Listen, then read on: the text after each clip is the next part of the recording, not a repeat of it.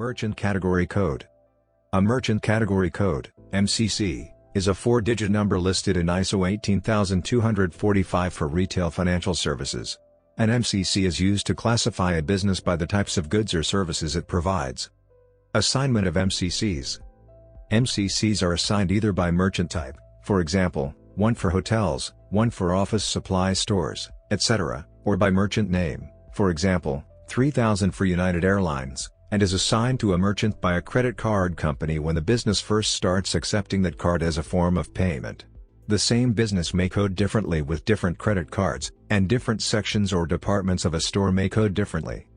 Uses of MCCs. An MCC reflects the primary category in which a merchant does business and may be used. MCC lookup tools.